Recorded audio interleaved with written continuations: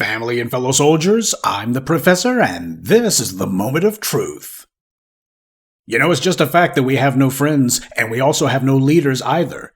With this last election, Kamala Harris wasn't the only one exposed as having no power. The bootlick media were also shown as being impotent, and so were the congressional black talkers. And while it's gratifying for the world to see them put on display as the derelict group of dinosaurs that they are, the reality is these guys went into business for themselves. While this irrelevant gang of social climbers would have liked to see Kamala Harris become president because she's part of their boule club, at the same time, these guys are actually only out for themselves. If the CBC was an actual group of black representatives genuinely interested in empowering black America, they would be saying what we're saying, that Democrats lost this election because they ignored the black vote, and unless they produce tangibles for black voters, they won't get any black support. They would be actually trying to use Kamala's defeat in order to magnify their own importance and say, this is why you need to be dealing with us, this is why you need to be doing what we say, but they won't even go that far. Instead, they're doing the usual finger wagging at the black community, and please don't be blaming us, massa. See, the Muslims aren't doing that. The Muslims are saying you lost the election because of Gaza. You lost the election because Muslim voters said you can't be president. Even though there's not enough of them to actually make a difference, they're still trying to put that forward anyway because they understand how political leverage actually works. And you see the Hispanics doing the same thing. Both the illegals and legal ones are both trying to say you lost the election because of us. Constituencies who have actual representation are using Kamala's defeat as leverage to make their own demands for their own benefit alone. Instead, we have the same shills and idiots who pretend to know better, who are terrified of white Democrat disapproval, so they're lying through their teeth and pointing to everyone else, and that's not how you establish yourself as a constituency to be obeyed. You have to show that you have the power to deny them something they want. Nobody's going to produce anything for a voting bloc who promises to vote for you regardless of if you do anything for them, or a bloc who, when you lose, they didn't have anything to do with it. Before the ballots were even completely counted, the CBC was already planning their fall fish fry for Jim Clyburn, or their winter luncheon or whatever. But these guys, they're actually trying to figure out now how do they double down for the Democrats. And the plan that they've decided on is one that you're very familiar with: gender warring. They're going back to the 60s, all right. On the same election night that the orange man won the presidency again, there were two black women who won their Senate races. Lisa Rochester won a Senate race in Delaware, which is the same state that Joe Biden represented when he was in the Senate, and Angela Ash Brooks won a Senate seat in Maryland. When it comes to these two, there's more red flags than a Chinese parade. We don't know who these two women are. They certainly didn't come from the black grassroots. Instead, they're just more of this she the people nonsense. When you listen to what they say, what you have are basically the political equivalent of divestors, because you had a number of people in the left corner of the white media who were very proud of these two winning their Senate seats. They claim that this is making history. Actually, it's not. But the main thing they were concerned about was this is forwarding another agenda of theirs, trying to drive a gender wedge in the black community. Because quiet as it's kept, there's been a rump contingent of angry shea butter bootlicks who have been working for many years now pushing the message that black women need to be liberated from black men. This is about resurrecting the feminist divisions of the 1960s. That's how you had people like Vivica Fox saying that black women are a separate constituency from the black community. Who do they consider to be the black community? Now, if you doubt that, consider this.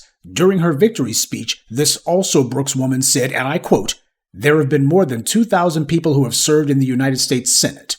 Only 3 have looked like me." As soon as I read that, I knew that this woman was a shea butter bootlick who was advertising to white power that she was going to go to war against black unity by resurrecting the old gender divisions. See, there's actually been 10 black senators. We don't include Kamala Harris. In living memory, you've had Obama, Raphael Warnock, Cory Booker, Tim Scott, Carol Moseley Braun, Roland Burris. So that's a lot more than just 3. So what was this woman talking about when she was saying only 3 have looked like her? She was talking specifically about women. Not black people, but women. Up until this month, Carol Moseley Braun, LaFonza Butler, and, allegedly, Kamala Harris were 3 black women who had served in the Senate. So when this also broke woman says there's only been 3 women who look like her, she's saying she's claiming her victory as a win for feminism. Not for the black community, but for feminism. This is the problem with these boule bootlicks. They show up and the first words out of their mouths, they're an immigrant, they're LGBT, they're some sort of intersectionalist, they're feminist, anything but black. Just understand, white supremacy believes in controlling both sides of the chessboard. And this whole thing about trying to drive a gender divide, they've been on this program for a very long time. I mean in recent years, not just since the 60s. You've actually had a number of groups that white power has set up, and they find some black front woman because that's what they think is going to happen. If they just put a black front woman out there, they think the black women are going to come running. But more and more black women have seen through the scam. These front groups funded by white dark money donors in the shadows, and always using some front black woman as an agent to mislead and divide.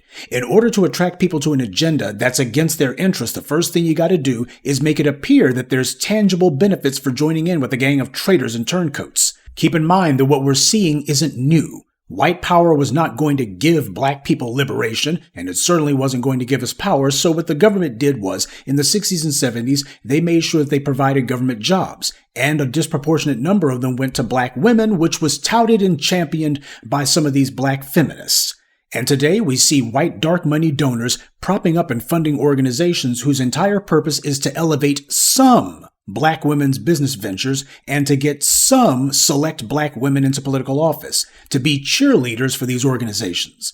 And as soon as they get a few of them into Congress, these women immediately begin the black feminist sermon of black men have been holding us back, black women have always outperformed black men, black women are the backbone of the community and need to liberate themselves from black men, black women have interests that are separate and apart from the black community, etc. They recycle the divester rhetoric that's normally confined to the crazy corners of the internet. This is by design.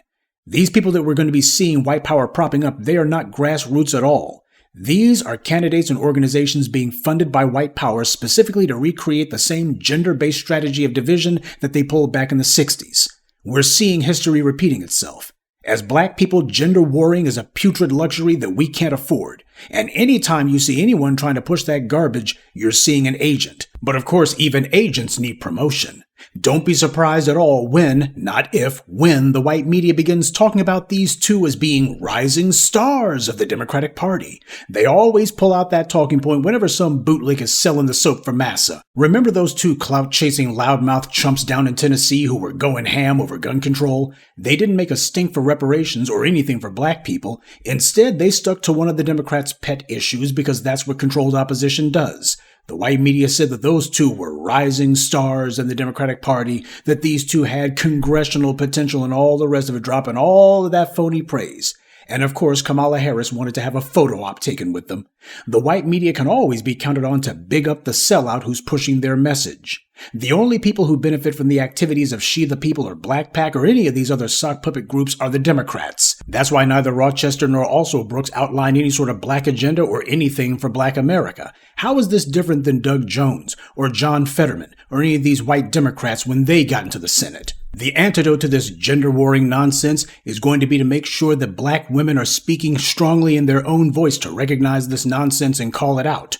White power has long been trying the same old strategy of seeing if they could target black women, sending out people like Vivica Fox and others, because there's a rump contingent of sellouts, bedwenches, and hoodrats who hate being black, and they want to escape blackness. So they echo and amplify a number of anti-black talking points, only instead of saying black, they say black men, but that's a clumsy front for that old saw. The women of the black baby boomer generation went all in for this gender-warring nonsense, and that crippled us for generations. The forces of anti-black racism are attempting to dial us in for the same thing all over again, and they'll try to present this to us as being a win for black women. The white left thinks that they can psychologically masturbate the black community, black women in specific, and this is going to make them brainless puppets. But they're wrong. This year was a bellwether event, but we got to make sure we maintain the momentum and maintain our solidarity. Black women joined with black men in acknowledging our political demands this election cycle. We don't need the white media to validate that. We know what happened, and that's what matters most. We have to stay the course and not allow the white media to try to use their headlines or any of their phony praise to invent the mirage that black men are doing something politically that black women are not able to do or vice versa. When the white media acknowledged black men making our political demands, we didn't use that as a chance to say, well, black men matter and black women don't. Black men are the backbone of the community, etc. We didn't do any gender warring anything. Do not let the white media use any of their publicity to inflate your ego. Don't be easy marks for this ego-driven propaganda. When people think all they have to do is give you a pat on the head, then they'll just treat you like a dog. And if they can get you all jolly about two women who haven't promised to do anything for you other than be women, then you're validating the same mistake that we made with Obama. After all this time, we ought to be smart enough to know that if these two were actually on the agenda of black people, the Democrats wouldn't be pushing them at all, and the white media certainly wouldn't be praising them. Let's remember that. Anytime you see the white media praising some of these fools, that means they're on the take. Our job is to make sure that they don't take anything from us. Good day, and be one. I'd like to take a moment to mention some of our contributors: Chris Pruitt, Russell Richardson, Derek, Keith B., and Bobby Ross. Salute to them and thank you to everyone for listening, liking, and sharing this message. Black empowerment only exists because of you.